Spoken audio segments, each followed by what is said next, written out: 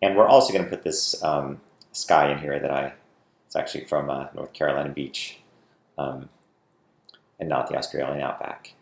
And to do that, we're going to use this technique called paste into, which is under the paste special menu, which we'll see today too. So all that and more.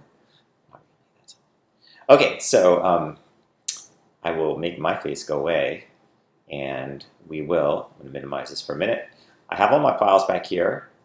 These files, except for the final one, are in your exercise folder, your homework folder for this week. So again, the easiest way, I'm going to hold down Shift and click all the bottom one to get all these guys. And I'm just going to drag them down to Photoshop icon down here, or I could right click and they would all open at once in Photoshop. And you saw them briefly jump up there. And now I'm going to go away. Okay. There's our cheetah. We're going to need those dots. And here's our kangaroo. And the first thing I'm going to do is make a selection of the kangaroo. It doesn't have to be a great selection because what we're going to do is paste inside the kangaroo. We're going to paste the dots inside the kangaroo's outline. And this is going to be important because I'm going to show you a few more things about making selections. But we'll use the quick selection tool. We could even try the object selection tool that's new in Photoshop and works okay. And remember, I can use the left bracket to make a smaller brush so I can get the smaller areas. You see that did a really good job because he's against a green background, which is super helpful. Get that little piece there. And again, remember to blow it up as you work, and then you can see your work better. And a smaller brush will let you do more detail. So I used my left bracket for a smaller brush. And I can scrub through here. You can see I got that leaf because the leaf is a similar color. And I also got, these, I don't need the darker areas here, so I'm not really going to worry about that. Let's get everything and then we'll subtract what we don't need. So that's good enough. I don't want to put a dot on his nails because that would look weird. So I want to subtract a selection, so I hold down the Option key, and you can see over here, I can also click on this little subtract icon. But if you forget its Option key, remember you can just push any key and it'll tell you what it's going to do. Any one of the 4 modifiers in the lower left, Shift, Control, Option, Command, usually it's actually Shift, Option, or Command are the modifiers, and the Control key is for contextual menus. But sometimes they work together. But they're all in the lower left, so you can just start pressing them until you get the icon you need, which in this case would be minus. Also, I just got the grabber hand to move down a little bit with the space bar. All right, Option key to subtract. And we can go up and subtract that. I don't want a smaller brush even. Okay, unlike the last, this selection doesn't have to be great. You will see. I do want that piece right there. We'll feather it. Oops, let's Option key here because that stupid leaf, we don't want the leaf to have dots. I'm sorry, the leaf isn't stupid. All right, now I'm going to go back to Shift. And occasionally, if it's giving you trouble because it's just difficult for whatever reason, you can also just grab the lasso and probably a really small feather, like 2 pixels for this because it's a slightly for everything. And then, of course, again, I'd hold down the Shift. So I see the lasso plus. And again, we have the modifiers up here, so we can also click on the second one. But you'll see if I hold down Shift, it jumps to that second one, telling me in several ways I'm going to add to a selection. So I added that little piece there. I'm going to add this little piece here. This is actually working better than the quick select in this case, just because it's having an issue with some of the surrounding pieces. The trick is, of course, blowing it up. And I don't need to worry about getting all the little tuffy pieces on this one like I did on the last exercise. Because those won't really have dots anyway. Or spots. Spots probably is what I'm looking for. All right, that's good enough. But that did take a few minutes. And just in case I messed this up, I should probably show you how to save a selection. I should also, like I told you guys, show my layers because that's always important. Right now we only have one layer. I'm going to call it kangaroo. Okay. I got my kangaroo layer. I am going to go to my select menu Remember, these are menus up here. And I have a selection, so it makes sense that what I would want to do, in this case, save the selection, would be under this menu. And sure enough, if I go down towards the bottom, you see Save Selection. I'm going to click Save Selection. I'm going to call it Kangaroo. I can call it Kangaroo Selection if I really want to, but since I already have a layer Kangaroo, I don't want to confuse myself. And say OK. Now, the beauty of that is saved as something called a channel, an alpha channel. And I'm going to show you the channels later on this semester. But essentially, RGB image is composed of red, green, and blue channels that make up RGB. It stands for red, green, and blue. That make up the color of our document. And there's this other channel called an alpha channel, and you can have as many alpha channels as you want. And these will be super critical if you go into digital media or design. You'll use them with video editing and things like this, where you want to have like a masking channel. And if you ever want to see them, there, of course, is a window called Channels. I'm going to pop this up. So you can see our red, green, and blue channels, which are all black and white, but they carry that the color with them. And then combined, they make the RGB channel all together, so you can see them broken up in their individual channels. And there's our Kangaroo channel. And if I turn these guys off, you'll see it's just a black and white mask. So it's its own layer right there, basically, its own channel. It's not really a layer, I should say it's a channel. And of course, I left the eyeball turned on, which I'm going to bring that back up and turn that eyeball off, which is probably good because then you can see it one more time. All right. Because normally you don't have that eyeball turned on for the channel. So there's several ways of loading it up. The easiest way is just to come back here if you want to load up that selection that you saved. Use a little drop down and say okie dokie and load it back up because I'm going to need this. Okay, I'm going to jump over while this is loaded up. I'm going to jump over to the cheetah, and I'm also going to select parts of the cheetah. And again, I'm going to start with the quick select tool, blow it up with Command plus. Remember, you can also use the navigator, or you can jump over here to the zoom tool, but I prefer Command plus, it's easier. And again, I don't need anything really great. I just really want the dots. So wherever there's good dots, I'm going to grab, which is most of the cheetah really, but not the legs, and belly doesn't really have anything, but I want to fix that with the clone tool. Okay. All right. Don't worry if it's not a great selection. I will jump over here to the last one more time, hold down Shift, and get these little edges here because there are some nice dots. Got to make sure I got all the dots. If I get a little bit of the green, in this case, it's no biggie. I'm going to clone over it anyway. It's really like painting. It's sort of flexible. It can be sort of organic. All right. Once I get that, I'm going to say Edit, Copy. All right. When you copy something, it doesn't look like anything happened, but it actually copied this data to the clipboard. Like if I was to paste now, I would say Edit Paste, I would actually have a second piece of that. See, it made its own layer, but I don't actually need that. Okay, now I'm going to undo a few more to get my selection back. Okay, so Edit Copy. Actually, I didn't need to do that because when you have something copied, it's on your clipboard, which is part of the OS. So it was still on my clipboard, but just to remind you, I did Edit Copy. All right, so it's on my clipboard now, and until I copy something else, it will be on my clipboard, which is part of the OS. Okay, so now I can jump back to my Kangaroo. I still have the selection, and if I didn't, I could go save or load selection under the select menu and load it back up. But I still have it. So keep in mind, there's one thing on my clipboard, and I have one selection. What I'm going to do now is the paste into, which allows me to take that piece on my clipboard, the cheetah in this case, and paste it into this defined area of the Kangaroo. And like in Photoshop, there's a lot of ways if you've done it somehow differently before, that might be totally fine. But I do want to show you this paste into because I've had a lot of illustration students use this a lot to paste photographic pieces into drawings.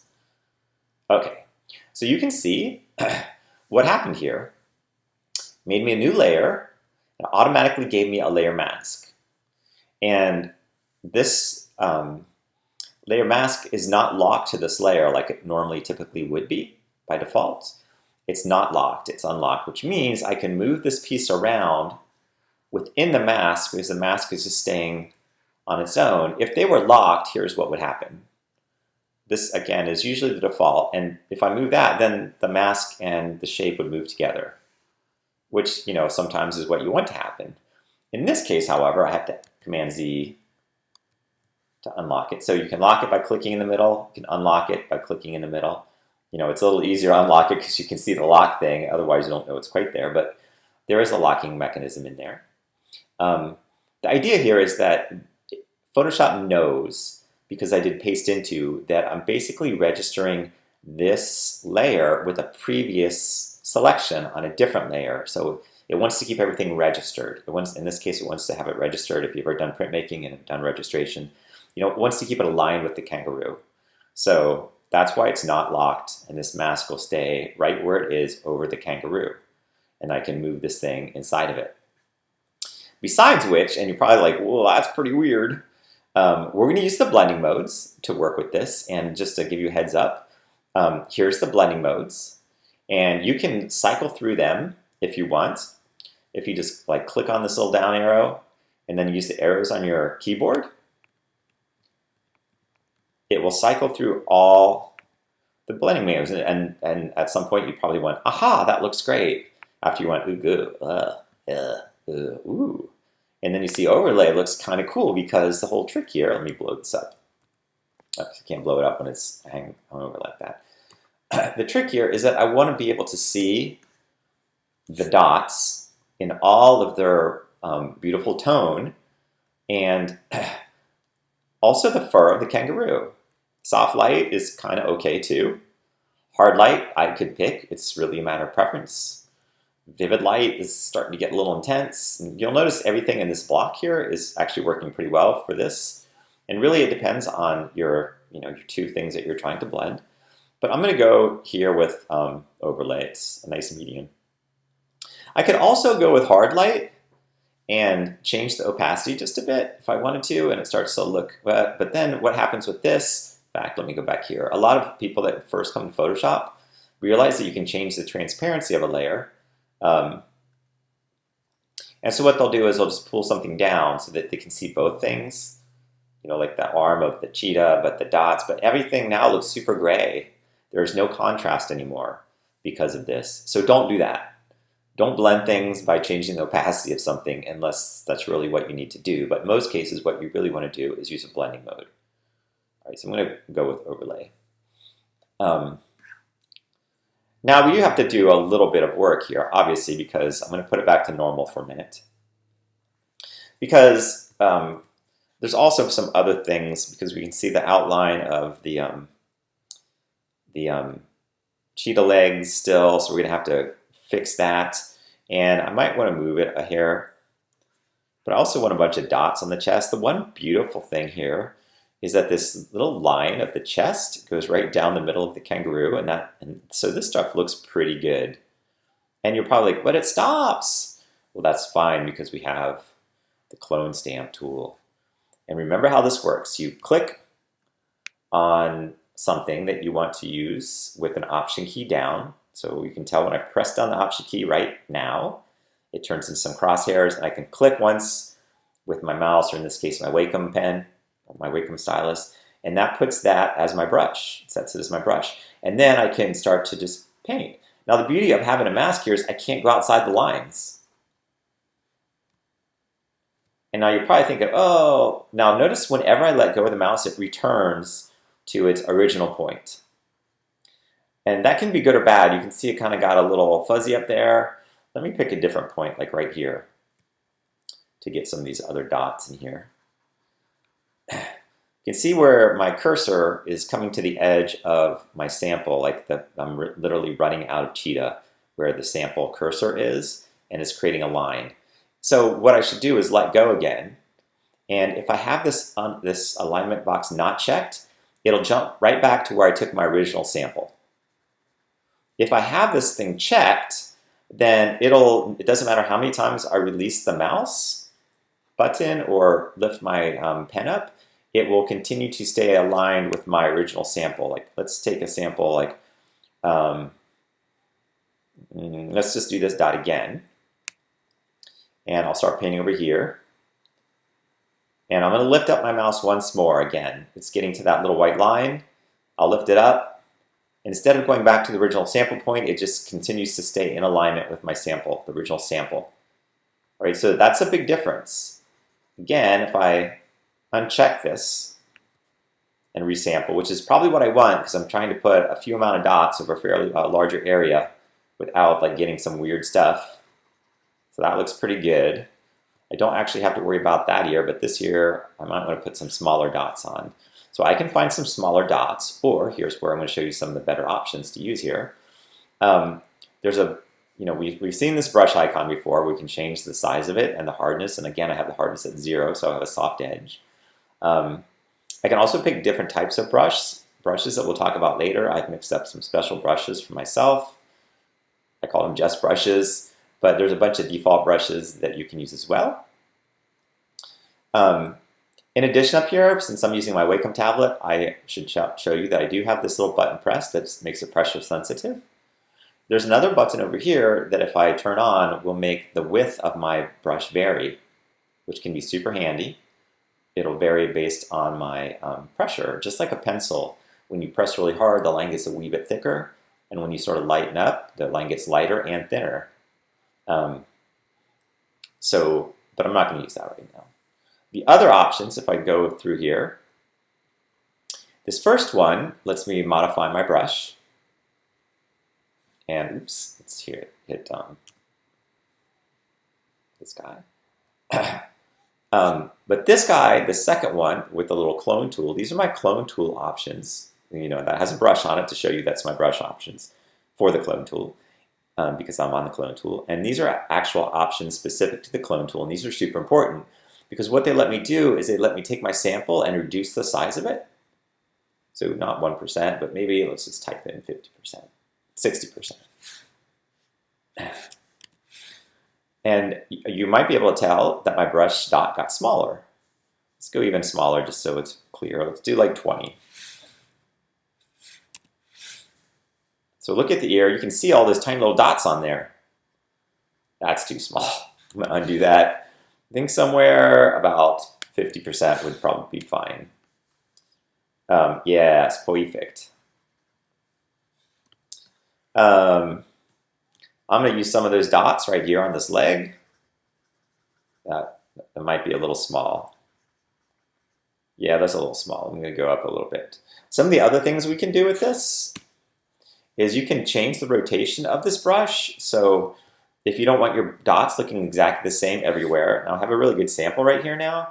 So I'm going to option click somewhere. There's a lot of good dots around here. I can fill some of this area in.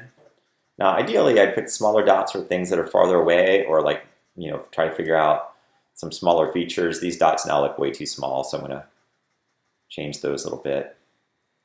I'm picking up the brush to go back to my original dot sample as I go.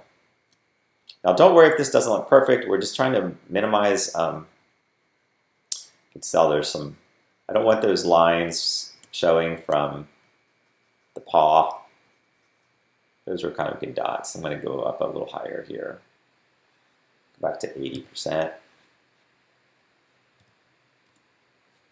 That's HF. 80. And hit tab. You can tell these are locked. I could actually change the width or the height independent if I wanted, but I have them locked together so it doesn't do that. And again, I could put an angle in there, and you can see how that will change the angle of my brush. But I don't really need to do that, so I'm going to reset that part. Oops. This resets everything, by the way, this little reset button, so I need to put 80 in here again. Okay. I'm going to undo a few things as well because I sort of got a little carried away there with my small dots. Like these are too small, so I'm going to fix these.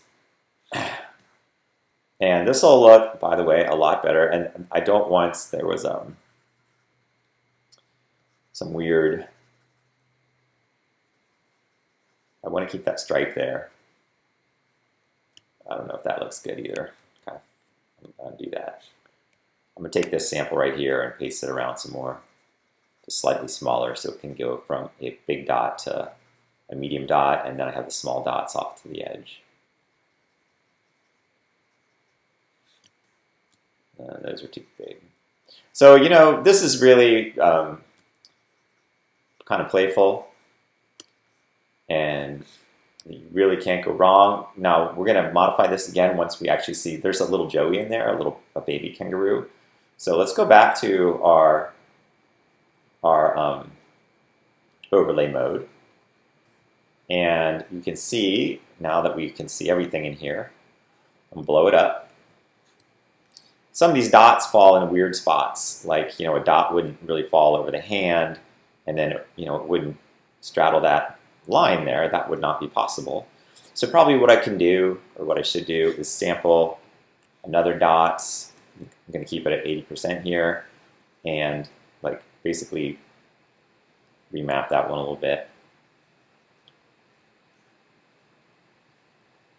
This one looks a little weird too, so I'm going to put one here and make sure I can see that line. I just want to see that white line, the edge of its paw. These are all pretty strange here.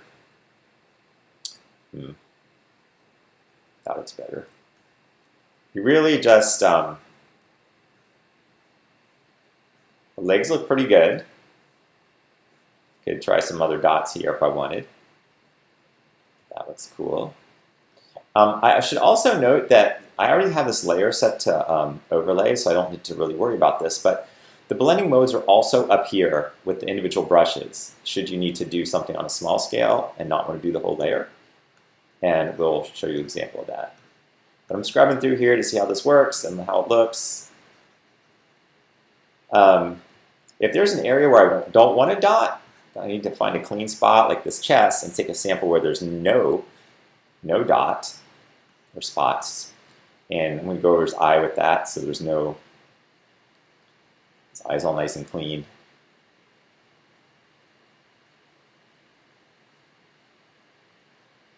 Okay, pretty clean eye, and that one doesn't look good either. Something about it on his. Okay, I'm going to also take a sample here and fix his muzzle. That looks good. All right, this thing doesn't really exist in nature, so you know I have some flexibility there.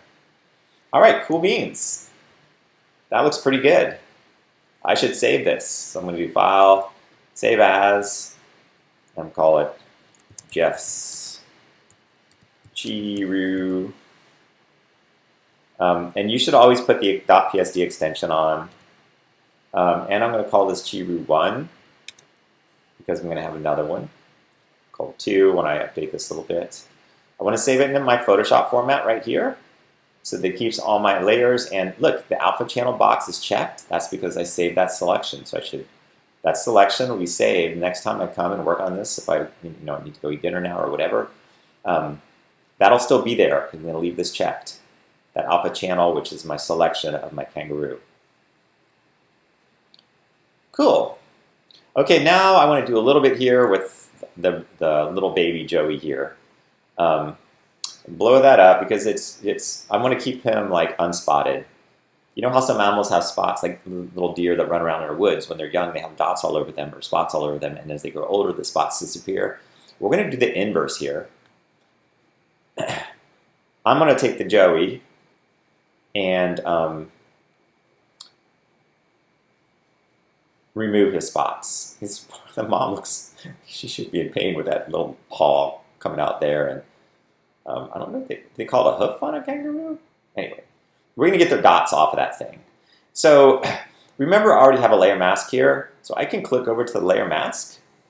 And I can still modify that mask. It was created when I did my paste into, but I can still use it. So remember, let me make that go away. And grab a brush. Just a regular brush. I clicked on my layer mask so you can see the white line around it. So that's what I have selected, not my kangaroo, but the kangaroo. I'm going to call this, spots. It's my spots layer. And I want to mask out my spots right here. So I'm going to need a black brush. So I'm going to click that little black and white thing, and I'll put blacks in my foreground color. And then when I, oopsies, what do? I moved it back when I wasn't. I'm going to undo, make sure I'm on the layer mask, and go ahead and mask out of there. So, and I can be pretty flexible here. Get his little paw. I could also select the baby Joey, and I could fill it with black, and that would be the same as painting black in here. There's a fill command, which you will see me do at least once or twice or a million times this semester, so I'm not in a hurry to get there. And that's his leg too that's coming down. I'm going to get a smaller brush when I paint here. So I can mask out this whole Joey so he'll look more natural before I put the horn on him.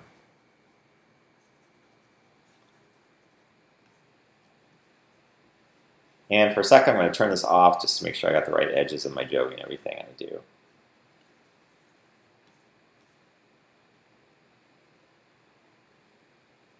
There's a little over here that I haven't gotten yet. Okay, I think he looks pretty good.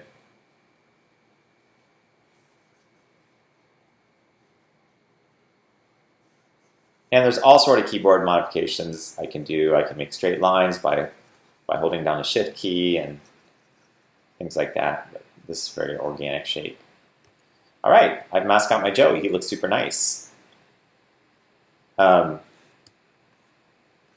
right, what's next? Oh, we're ready for some sky. We'll do the horn last. That's the easiest part. At this point, you could do the horn because it's really just cutting and pasting on the light. And you know what? We'll do the horn real quick. Let's skip to the horn, and then we'll do the sky. The sky is something new as well. Involves a layer mask. Also, I'm gonna, you know what's weird? You can tell I photographed this at a zoo because you can see the fence post back here and everything. We're getting rid of that and put on a, a more open background. Because part of being, good at composing with Photoshop is recognizing what makes a good picture.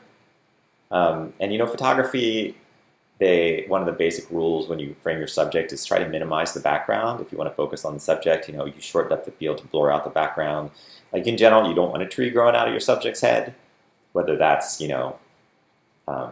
a person or in this case, a kangaroo. We want something that'll emphasize our subject a little bit more and make it stand out. So if I can neutralize this background a little bit, that'd be a huge plus. Plus I got this weird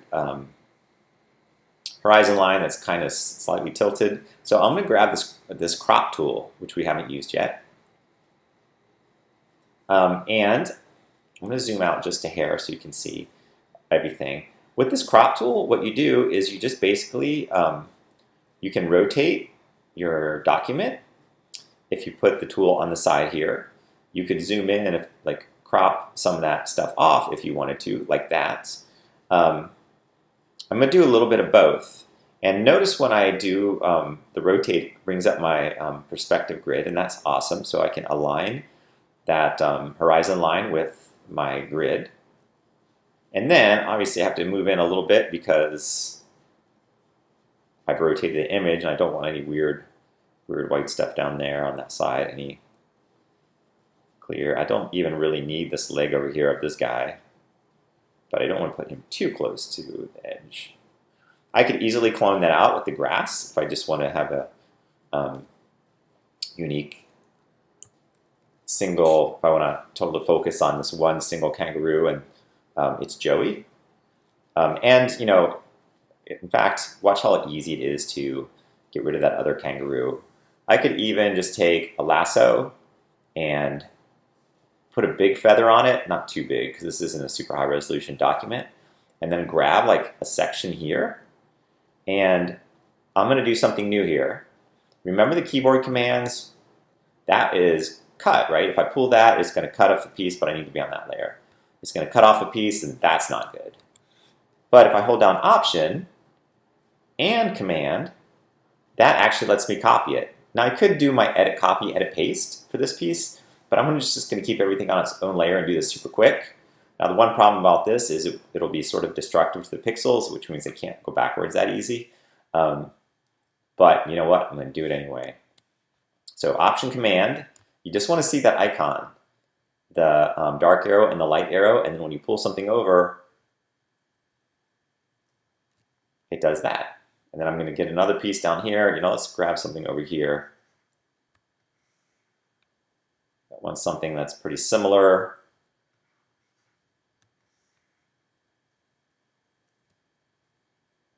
Something like that. Now this we can tell, so I probably jump, you're probably thinking, well, you could also use your clone stamp, and you would be right. I could find maybe something over here, and again, use my options. Maybe this is a time where I flip it. Like I can use this little flip button, it flips it left to right. So it won't look exactly like this, it'll be an inverse of it. And I'm gonna put this back at 100. And then we're at here where it looks a little odd because I see two of the same thing. That looks much better. And then there's some grass here. I can actually get rid of some of the, oopsie, a little too far there, Jeff. Notice that the cursor is moving to the left as I'm moving to the right. That's because I have it flipped here. So I have to be a little careful there that I don't actually have it go into this. So the beauty of having this not aligned again is I can take a little sample of this one piece of grass that doesn't have any leaves.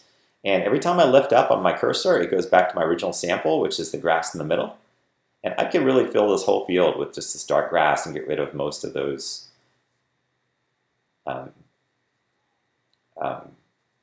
distractions, the leaves and debris.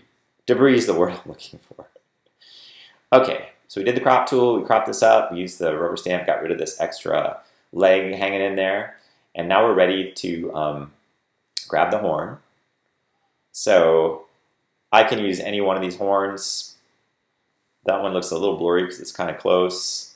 You really can't go wrong. I'm going to take this guy because it's got a nice highlight on it. So I'll blow this up. And this is an easy selection. Make this go away. I can do lasso. This would probably be a good one for the lasso, and I can show you something else. 1 pixel probably would be good.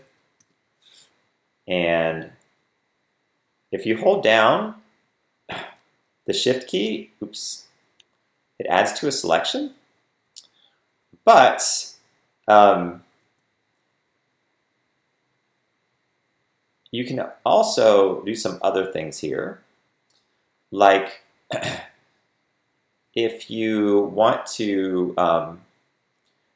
also get the lasso tool with the straight edge, there's a straight edge lasso tool under there that you can actually switch to by holding down the option key. And that lets you do straight lines, so I can just like click and then click up, and then I can just keep drawing normal like as well. So you can modify if you ever want this polygonal lasso. Just press down the option key, and then you can actually lift up on your mouse, and it'll give you a straight line. All right, that's probably good for my, here, I'm gonna hold down shift and get some more at the bottom here.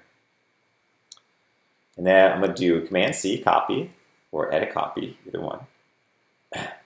And then, I'm not even gonna do any kind of great editing here or click this. Normally I would click select and mask at this point and just modify my horn, but it's a pretty easy selection, so I'm not really gonna get too involved with it.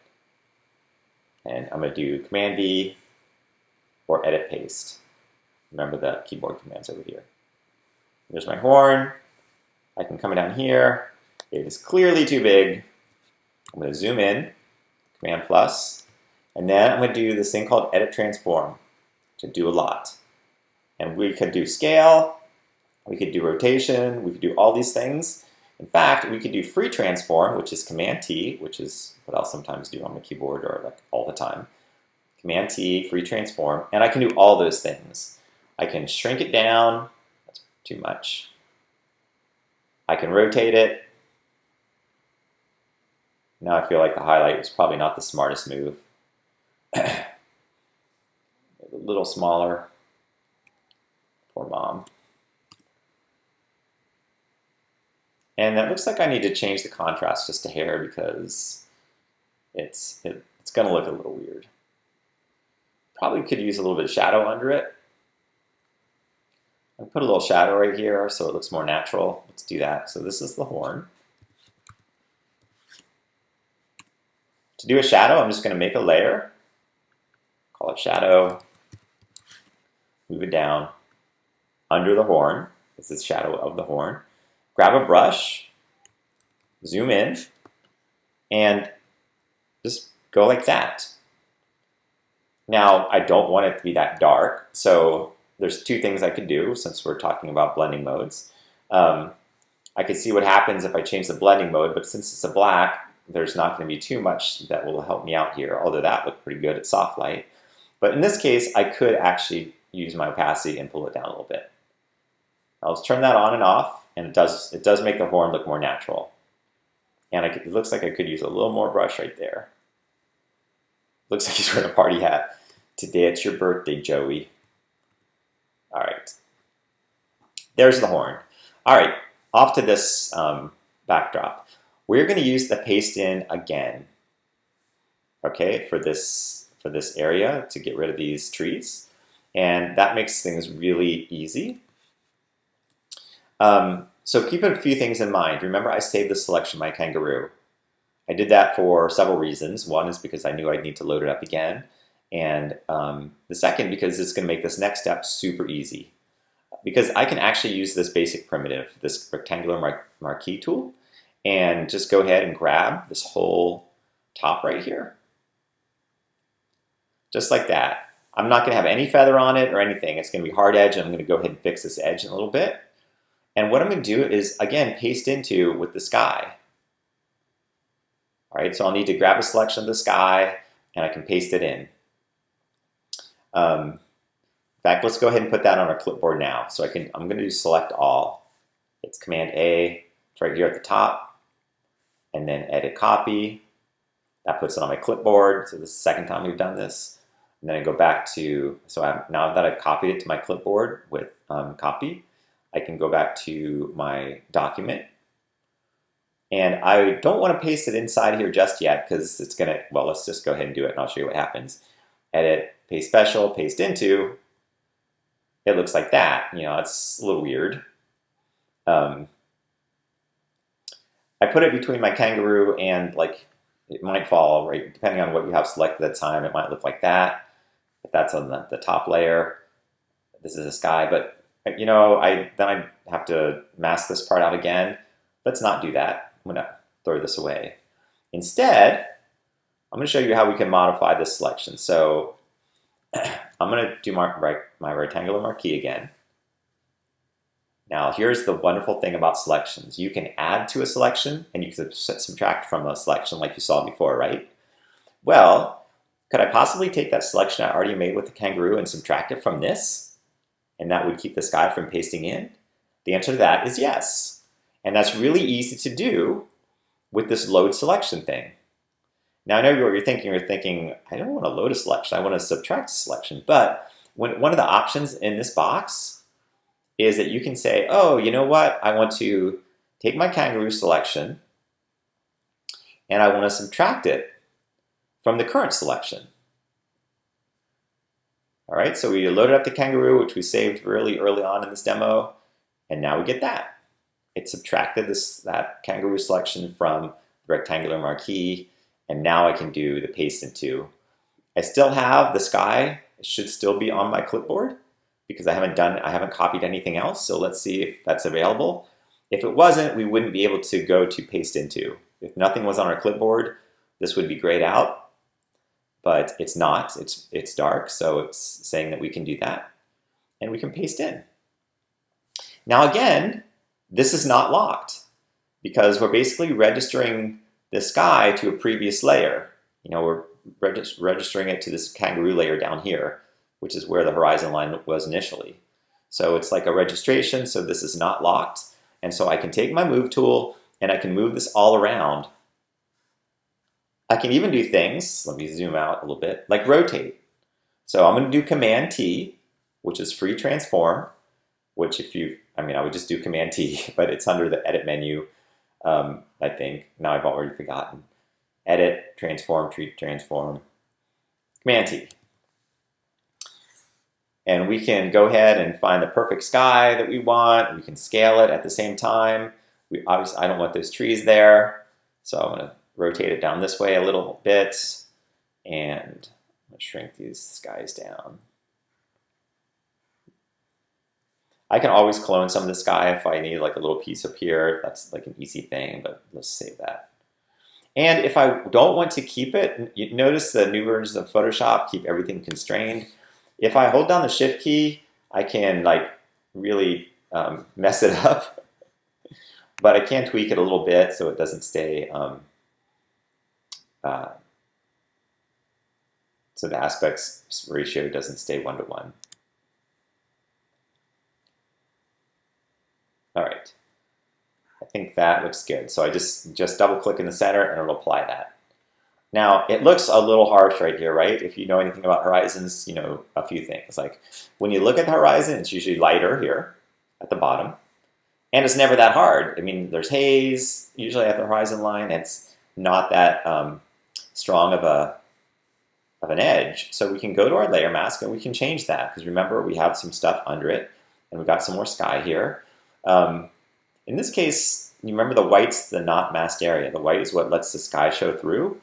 I'm going to go ahead and take white and just get really close to my line so I can see what I'm doing. Grab a bigger brush. And then just slowly go over here to make this a softer line. Now, I could have done this originally with my,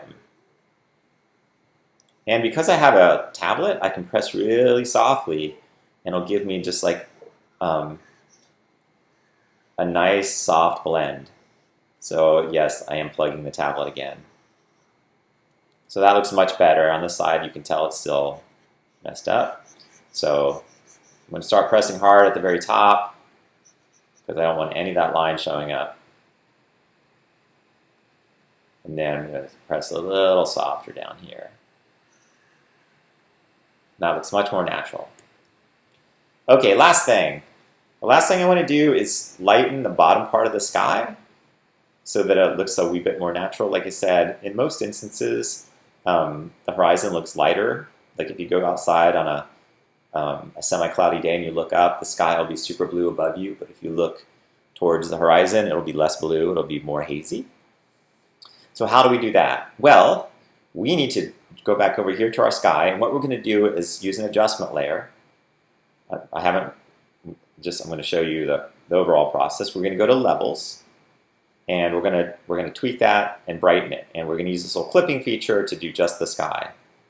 Now the thing is, we want to do just the bottom of the sky, right? So how do I do that? If you answered, make a selection first, you're 100% correct. All right, so what we need are levels with a mask. And you can see whenever I do an adjustment layer, it gives me a mask. So I have an option. I can actually just start drawing on this mask and mask out the top part so it returns to normal. So we'd be masking out this adjustment. And it would set it back to normal. Here, watch. Let's take black, because right now there's no black in here at all. But if I take black, you can see that was my original sky right there. I'm going to undo that. I'm going to throw this away, and we're going to do it how I would normally do it, which is to make a selection, take the rectangular marquee tool, and this time put a huge feather on it. Not that huge. Like 200 pixels, 300 pixels. Depends how smooth I want this thing. Later on, we'll use a gradient tool for this, but for now, I'm going to keep this a little bit more straightforward. And then just take a big selection like that. Now, you can see it. I was drawing a square, and it turned into an oval. Well, that's just because I have so much feathering on here. That might have been a wee bit too much, now that I think about it. Really, this is a best guess kind of thing. Let's do 100. I'm going to click to get rid of that, and we'll draw this again. I'm going to hold down Shift and add this and move this over and hold down Shift again and then move it back. All right, so what this did is it gave us, it gives us all of this area pretty much the same. I just moved it over, held down Shift, so it was adding to a selection, and then added to the selection and then moved it back. All right. Now I don't need to worry, I didn't need to worry about this bottom part because I already have a layer mask for the sky. So whatever I do to this layer, because I'm going to clip it to this layer, it's not going to affect my kangaroo layer, which is where this grass is. It's only going to affect the sky. So, this makes it super easy to make this selection. I don't need to worry about staying in the lines. My kangaroo's not on this layer either. It's masked out. But the grass is on this layer way down here. So when I go and add my adjustment layer, remember with this black and white cookie, and I go to levels, which is the best one to use in this case, although there are some other things that would work too. And I turn this up. Remember, if I click this little button here, move this over so you can see what's going to happen with this. I click that little button, it indents, telling me it's only affecting the layer just below it, which is my sky. I'll retitle that here in a second.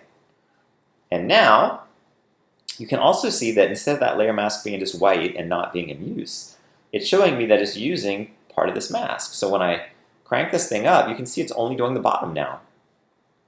And actually, I'm even going to go to these. So this is the histogram that shows me all the tones that are in the layer in the selection. And this slider over on the right will brighten things up, the little white slider, and the slider on the left, if I push that over, will reset the darks to make them darker. And the middle does exactly what you'd think. It adjusts the middle levels, the middle tones. Now, so I want to brighten this up, but at the same time, I think I should just take out some of the black so it looks gray, like a horizon might. And to do that, I can actually take the slider down here. This is what, instead of increasing the contrast, it decreases the contrast. It takes the blacks and makes them gray, and it takes the whites and makes them gray. So I could make it super gray. Like if I put these all together, I'd get this gray mush. That's a little too much. All I really wanted to do was take out a little bit of the black. And that looks super cool. I can see the before and after pictures if I want, and if I don't like what I did, I can throw it away. But I do like what I did. I think I can soften this edge even a little bit more. I could go to this layer mask right here. I'm going to double click and say this is my sky, just so everyone's clear it's what's happening. All right, so there's all my layers and I'm done. I got my kangaroo, and I still, by the way, my kangaroo, except for what I did over here to erase the extra kangaroo leg, is pretty much not been destroyed whatsoever. I've preserved my original document more or less. If you ever want to duplicate any layer because you're worried about messing it up, just drag it to your new layer icon right here, and then I'll have a kangaroo copy. And then if I mess this up, then I can always just go back to my original piece. I do this a lot, because I'm doing advanced things. I don't want to mess anything up. So always have a backdrop. If you take this layer and drag it to the new layer icon, you'll get a copy of it. Anyway, there's the shadow of my horn. There's my horn. I think also I would adjust my horn a little bit with an adjustment layer. I'm going to go to my levels here. It looks really dark. So I'm going to, again, clip it. And see if I pull out some of the black, it looks a little more natural. It's so dark. And actually maybe even some of the whites.